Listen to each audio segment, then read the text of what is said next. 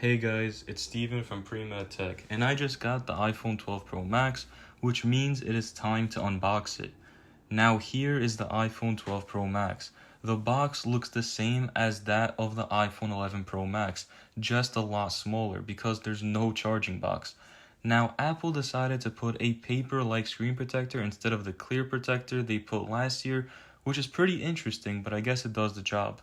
Now you can see from the iPhone, it has more of an iPhone 5 vibe, the same sides, but since this is a Pro model, it does have stainless steel sides and that beautiful Pacific blue color with the matte glass finish in the back, and of course the 3-camera setup with the new LiDAR sensor.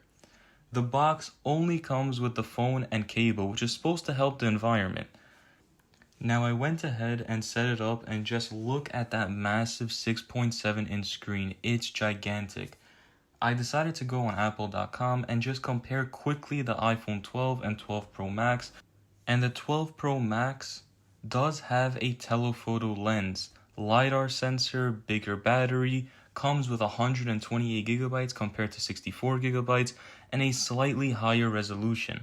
Now let's check out the camera.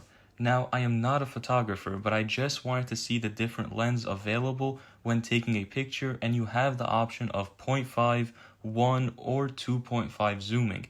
I took some pics of the box since it's pretty cool and the pictures look really good for a 2-minute photo shoot. Look how nice that color looks. The Pacific blue is a beautiful color and I would highly recommend it. These pictures were taken after to give some idea of the quality of the pictures taken with this phone.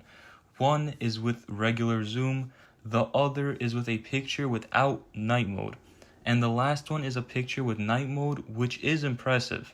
In my opinion, if you don't have the latest iPhone like XR or up, then you should consider this.